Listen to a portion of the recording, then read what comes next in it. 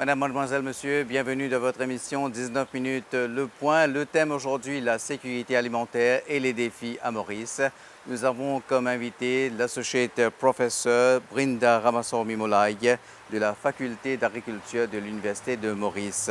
Madame Ramaswamy, avant tout, quand nous cause sécurité alimentaire, c'est pas juste et n'a manger, et n'a produit pas, mais il est beaucoup plus vaste que ça.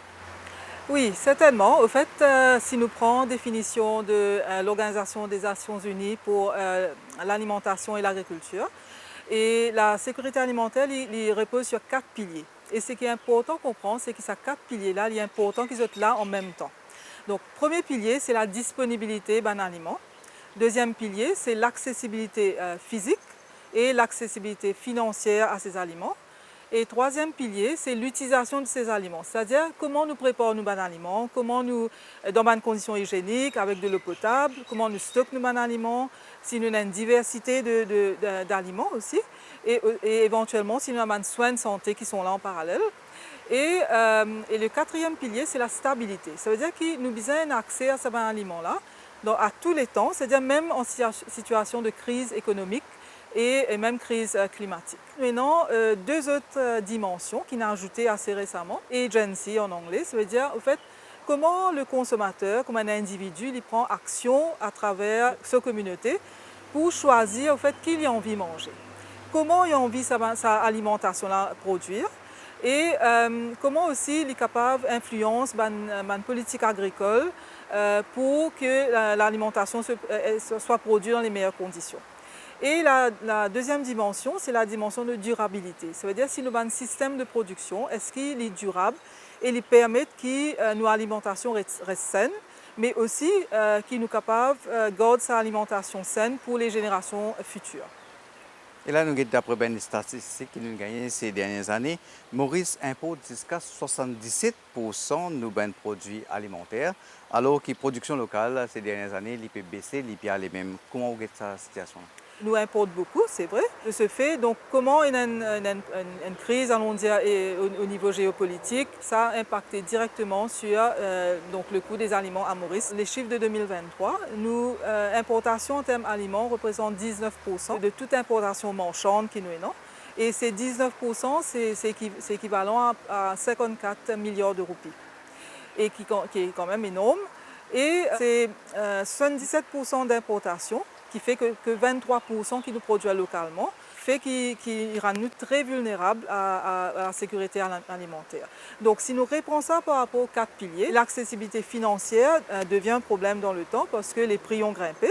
Donc il fait que le panier du consommateur est de moins en moins garni.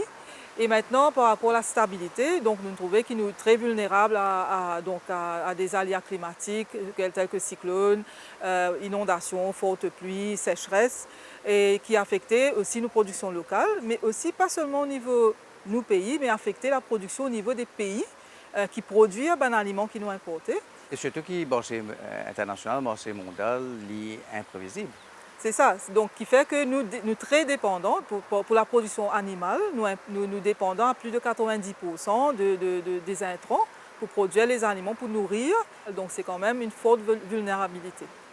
Et là, nous avons l'occasion, nous, l'équipe de recherche dirigée par Urvashi Bikari Bonjan, qui est dans l'association Falcon, dans Terre Rouge, pour aider comment on peut faire pour capable assurer la sécurité alimentaire. Depuis sa fondation en 2004, l'association Falcon œuvre pour une agriculture respectueuse de l'environnement et un développement communautaire durable visant à sensibiliser la population aux enjeux de la sécurité alimentaire, de la préservation des sols et de la biodiversité. On trouvait qu'il y a une plantaire vieillissante et là, nous développons l'organisation qui s'appelle Falcon Young Farmers. Que nous sommes capables de montrer cette opportunité, comment il y a innovation, comment nous sommes capables de servir technologie, nous sommes capables de servir AI dans l'agriculture. Et que toutes les nouvelles techniques qui peuvent développer par FAO, il y a une policy que nous sommes capables de représenter la voie au niveau international aussi. La chaîne de food sécurité alimentaire, comment ils travaillent aussi. Il y a beaucoup de causes agroécologiques. Comment je suis capable de servir moins de pesticides.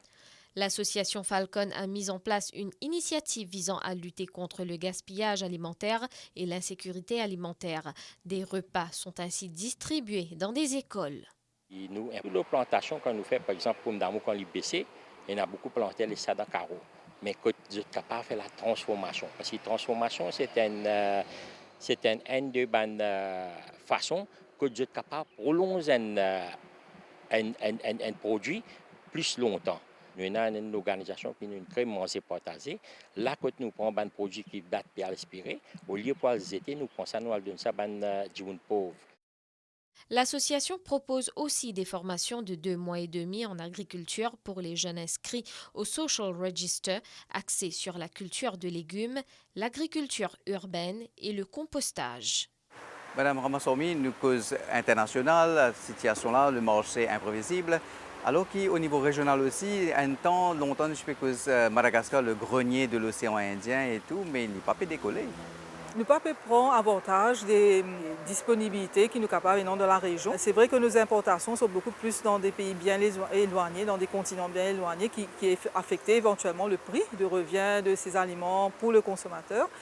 Mais je pense quand même c'est une bonne action qui se prend pour aller vers la région, mais ça n'a pas marché pour diverses raisons. Ce n'est pas pour ça qu'il nous pas capable explorer cette opportunité-là dans le futur. Nous écoutons là Hélène David Benz, chercheur au niveau de CIRAD, Centre international de recherche en France, et il est basé à La Réunion. Ce bon commentaire. On démarre actuellement un projet d'envergure régionale niveau océan Indien qui couvre Maurice, Madagascar, Seychelles, Comores et La Réunion, autour globalement des enjeux de sécurité alimentaire, et on essaie de considérer un peu toute la chaîne depuis la transformation, qualité des produits, qualité sanitaire avec les questions de mycotoxines notamment, et puis comment rendre les produits accessibles aux consommateurs. Quel est votre constat pour l'île Maurice et qu'est-ce que vous recommandez? Au niveau macroéconomique, ce qui est sûr, c'est qu'il y a, comme presque toutes les îles de l'océan Indien et beaucoup d'îles globalement, une forte dépendance aux importations alimentaires. C'est historique, et même si on est dans une dynamique de diversification, il y a encore beaucoup à faire en termes de production, mais aussi du coup en termes de connexion de la production à la demande, et de rendre cette production accessible à des prix abordables aussi. Ce qui veut dire une meilleure interconnaissance, on va dire. On a aussi, comme très souvent, des approches qui sont très sectorisées, l'éducation, l'agriculture, la santé, etc. Alors que là, on est vraiment sur des problématiques qui sont transversales. Donc il faut des rapprochements entre les différents secteurs. Et puis au niveau des acteurs de terrain, les responsables d'établissement, les vendeurs et les cantines, les prestataires qui vont livrer les repas et les agriculteurs. Il ne s'agit pas d'imaginer qu'on pourrait nourrir les enfants entièrement avec des produits locaux toute l'année, mais quels sont les produits qui sont disponibles en quantité suffisante, à des prix relativement accessibles, à quel moment, et du coup programmer les menus en fonction de ce qui est disponible et accessible. Après, il y a aussi la question des approches qui peuvent être très autour des communautés. Je veux dire, les parents, il y a des initiatives dans lesquelles les parents s'impliquent assez fortement dans les écoles. L'identité d'un pays, et ici c'est extrêmement diversifié. Voilà, il ne faut pas que les enfants ne se mettent à manger que de la boîte de conserve, que du pain fourré avec des produits de conserve importés. Madame Ramassoumi, c'était un projet qui est initié suite à sommet UN Food, que 104 pays sont concernés et ils prennent l'engagement pour capable aider au niveau de sécurité alimentaire. Et là, à Maurice, l'Université de Maurice, en collaboration avec plusieurs organisations, je vais travailler là-dessus. Oui, en fait, c'est un projet qui s'appelle Italic, donc Innovation technologique et organisationnelle pour des aliments de qualité. C'est porté par le CIRAD, l'équipe du CIRAD de La Réunion, financé par l'Union européenne, et dont Maurice est un partenaire, aussi bien que la MRIC. Et donc, nos projets, c'est au fait essayer de cibler une alimentation de qualité pour la collectivité. Mais bon, comme nous avons au moins une population cible, donc nous choisissons les enfants. Donc la restauration scolaire. Et justement, qui fait les enfants? Les enfants, parce qu'il faut commencer très jeune, éduquer nos enfants aux aliments sains, équilibrés. Et donc dans nos projets, c'est faire un diagnostic de ce qui existe. De ce qui nous trouvait, c'est qu'il n'y a que certaines écoles qui sont pour le moment une restauration scolaire, repas froid ou repas chaud. Mais avec le but, éventuellement, monter un projet pilote. Pourquoi pas ne pas étendre cette restauration scolaire à tous nos enfants? Bien sûr, en essayant de voir comment est-ce que les parties prenantes, que ce soit le ministère de l'Éducation, que ce soit les entreprises privées, les ONG, on peut, nous sommes capables de mettre tous nos moyens ensemble parce que ce sont nos enfants, c'est l'avenir de demain. Si nous sommes capables d'une certaine alimentation saine et équilibrée, c'est en fait pour avoir une population qui soit en bonne santé et bien sûr, comme si la main-d'œuvre qui serait en bonne santé pour le pays. Et là, vous êtes conseillé dès la base, qui peut manger, combien vous avez mangé et tout? On trouvait, par exemple, disons, on peut donner des fruits, mais c'est plus des fruits importés. Donc c'est dommage qu'ils n'aient pas apprécié les fruits de saison, que ce soit la goyave, que ce soit les mangues, que ce soit, allons dire, les fruits qu'on a tout le long de l'année, les ananas. Parce que peut-être c'est un peu plus facile, si nous pouvons dire, pour donner une pomme, ou une orange, ou une mandarine. Ce serait mieux si nous donnions un fruit frais, qui nous connaît quand une sortie, nous avons une traçabilité, et nous connaît nous avons peut-être aussi une certification, de qualité par rapport à la production qui se fait localement. Et surtout qu'à Maurice, je pense qu'il y a moins de pesticides, moins d'insecticides, tout ça qui servent, comparé avec les autres fruits, légumes qui forcent des hauts. Moi, je vous dis, par exemple, les fruits locaux, il y a certains fruits qui n'ont pas besoin de même grand-chose, comme disons, le papayer, allons dire, il pousse facilement, les goyaves aussi. Donc, c'est certainement, il y a moins d'intrants, allons dire, moins de phytosanitaires qui nous utilisent dans cette bonne production-là. Et c'est aussi, comment dire, le circuit est court. En même temps, c'est un plus pour l'environnement. Et là, on a une question du public et des jeunes enfants de l'école, étant donné que ce projet concerne l'école, les enfants de l'école qui envoient nous un message, ils disent demande Mme Ramasorobi qui fait pas promouvoir diler liquide au lieu de diler la poudre. Vous rappelez, nous, l'époque, nous faisons diler liquide dans le bidon, l'école nous prend avec nos gobelets, n'est-ce pas? Nous c'est un projet, en fait, nous travaillons depuis, ça fait au moins 3 ans, 4 ans, nous travaillons un projet sur l'élevage, donc le secteur laitier à Maurice. Il y a très peu d'éleveurs, mais seulement, pourquoi pas le lait frais, oui, même si cette production est assez petite en volume, c'est un produit frais et de qualité, allons dire, et qui est capable de mettre un système, structurer sa filière-là pour qu'il est capable d'être distribué dans les meilleures conditions dans les écoles. Moi, je dis pourquoi pas. Nous, qui sommes là, de l'équipe de recherche qui a été un petit peu dans Maurice, comment ça se passe au niveau de la farine et le poulet. L'équipe de recherche dirigée par Matt Vijayanat et Nitu Shadjia. Ici, chez les moulins de la Concorde, le blé est transformé chaque jour en un produit de première nécessité, la farine. C'est dans cet espace que tout se déroule, chaque étape surveillée par le chef meunier. Avec une capacité de stockage de 40 000 tonnes réparties dans 16 silos, les moulins reçoivent, trient et préparent le blé pour la mouture. Le blé qu'on va venir écraser, et on va produire de la farine avec ça. Cette farine est fraîche et cette farine peut être distribuée aujourd'hui, demain ou après-demain. Assurer la sécurité alimentaire de Maurice, du pays en farine, c'est-à-dire pouvoir proposer au pays une quantité de farine, un approvisionnement de farine régulier tous les jours, que ce soit en temps normal ou en temps de crise. Et pour ce faire, donc, les moulins ont installé une capacité de stockage de 40 000 tonnes de blé à travers ces 16 silos qui peuvent représenter environ 3 mois et demi de consommation.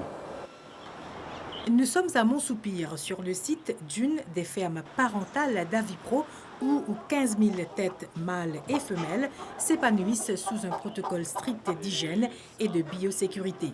Avipro est un acteur clé dans la chaîne de la sécurité alimentaire, avec une production de poulet pour la consommation locale avoisinant les 43 000 tonnes chaque année. Presque 60 ans aujourd'hui, notre fondateur, Michel Despéville, a créé Avipro afin de limiter la dépendance de l'importation et favoriser la valeur ajoutée locale. Outre Maurice, la compagnie est aussi présente à Madagascar.